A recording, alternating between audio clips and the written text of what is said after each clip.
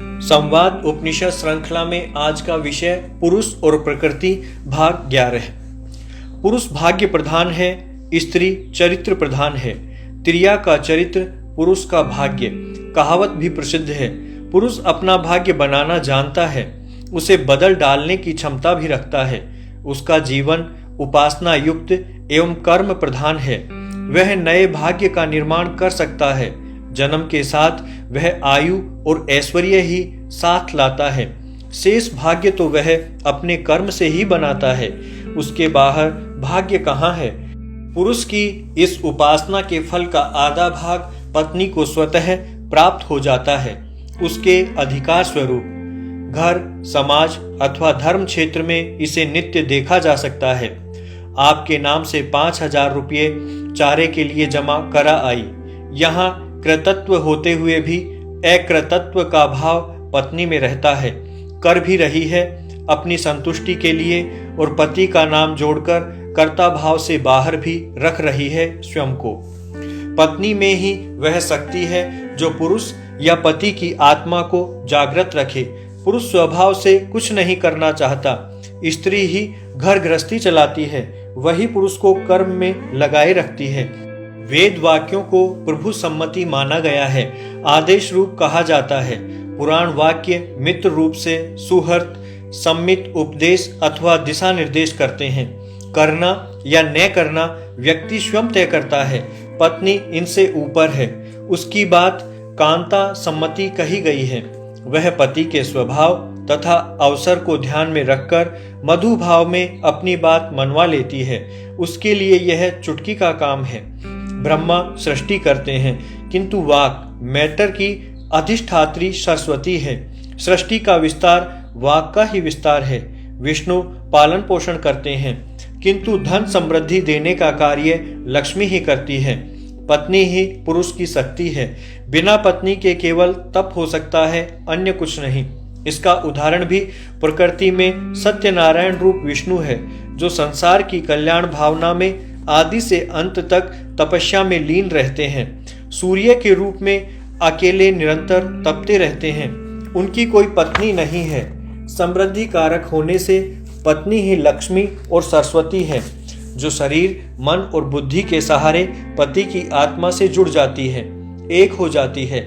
इसी का अर्थ है कि रिश्ते स्वर्ग में बनते हैं और 7 जन्मों का बंधन इनमें होता है।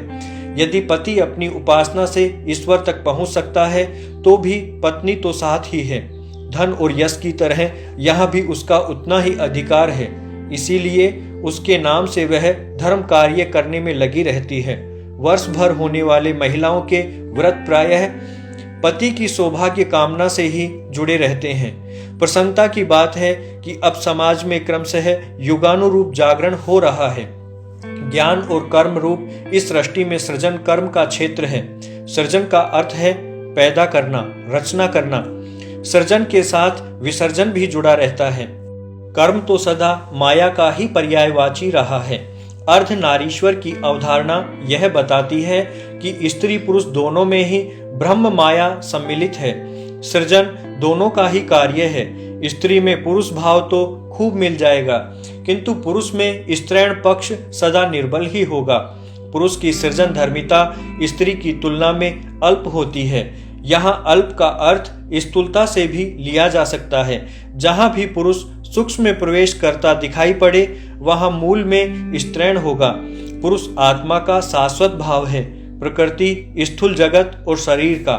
पति पत्नी भी स्त्री पुरुष ही होते हैं, किंतु सृजन की संकल्पबद्धता के कारण पति पत्नी कहलाते हैं। स्थूल दृष्टि से तो यह सृजन संतान पैदा करने तक ही दिखाई देता है, किंतु माया इतनी सीधी भी नहीं कि आसानी से पकड़ में आ जाए।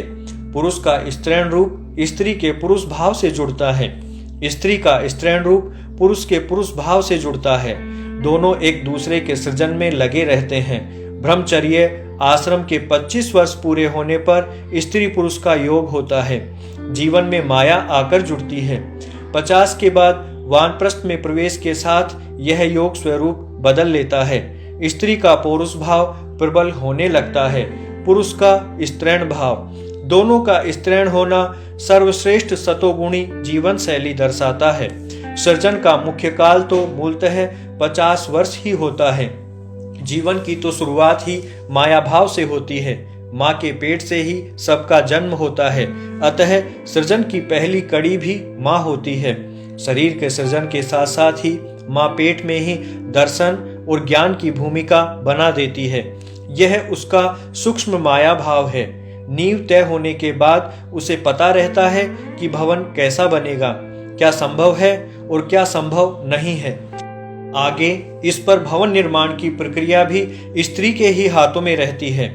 स्वयं माँ और दादी नानी इसका हेतु बनते हैं। ये सब मिलकर जीवन की परिधि का निर्माण करते हैं। जीवन के प्रति एक दृष्टि का विकास किया जाता है जो माँ के द्वारा बताए दर्शन ज्ञान से जुड़ता है। फिर भी स्थूलता ही इस सारे अभ्यास के मूल में रहती है। सूक्ष्म भावनात्मक तरंगें अभिव्यक्ति तो शब्दों में नहीं होती, किंतु मन का पोषण करती रहती हैं।